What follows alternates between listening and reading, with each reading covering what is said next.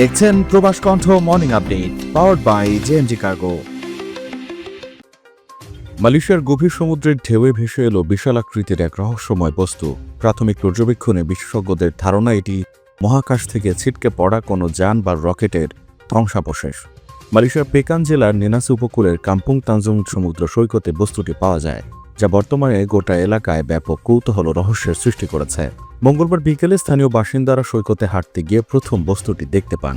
খবর পেয়ে দ্রুত ঘটনাস্থলে পৌঁছায় পুলিশ। পেকান জেলা পুলিশ সুপারিনটেন্ডেন্ট মোহাম্মদ জাইদি মাতজিন জানান, মঙ্গলবার বিকেল 5টার দিকে স্থানীয়রা বস্তুটি দেখে বিজ্ঞান প্রযুক্তি উদ্ভাবন মন্ত্রণালয়কে অবহিত করেন। মালয়েশিয়ার যে কোনো জেলা থেকে বাংলাদেশের যে কোনো প্রান্তে আপনার মালামাল পৌঁছে দিচ্ছে জেএমজি কার্গো অ্যান্ড লজিস্টিক্স। প্রতি শুক্রবার শিপমেন্ট 4 দিনের মধ্যেই customs care. 95 Jalan Tun HST city centre Kuala Lumpur, কোতারায় আরএসবি ব্যাংক ও মে ব্যাংকের পাশে। বিস্তারিত জানতে ও বুকিং দিতে কল করুন স্ক্রিনে দেওয়া নম্বরে। প্রাথমিক তদন্তে ধারণা করা হচ্ছে বস্তুটি মহাকাশ থেকে সরাসরি সমুদ্রে আছড়ে পড়েছিল। দীর্ঘ সময় সমুদ্রের তলদেশে থাকার পর সম্প্রতি প্রবল ঢেউয়ের কারণে তা তীরের কাছে ভেসে আসে। উদ্ধারকৃত রহস্যময় বস্তুটির বিশালত্ব সবাইকে অবাক করেছে।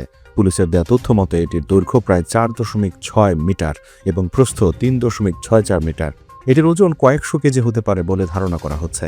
বস্তুটির গায়ে প্রচুর সামুদ্রিক শামুক ও ঝিনুক আটকে থাকতে দেখা গেছে, যা থেকে বোঝা যায় এটি দীর্ঘকাল সমুদ্রের নোনা পানিতে নিমজ্জিত ছিল। দীর্ঘ সংঘর্ষ বা পানির চাপে বস্তুটির কিছু অংশ ক্ষতিগ্রস্ত হলেও এর ধাতব কাঠামো এখনও বেশ মজবুত রয়েছে।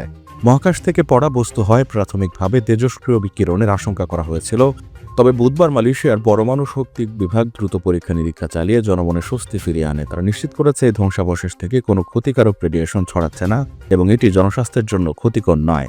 বর্তমান রহস্যময় এই বস্তুর নিরাপত্তার খাতিরে নেনাসি থানায় রাখা হয়েছে। থানার চারপাশে বিশেষ সুরক্ষা বেষ্টনী তৈরি করা হয়েছে যাতে উৎসুক জনতা কোনো ক্ষতি করতে না পারে। বিজ্ঞান প্রযুক্তি উদ্ভাবন মন্ত্রণালয় এখন খতিয়ে দেখছে এটি ঠিক কোন দেশের বা কোন মহাকাশ যানের অংশ। প্রবাস কণ্ঠ নিউজ ডেস্ক।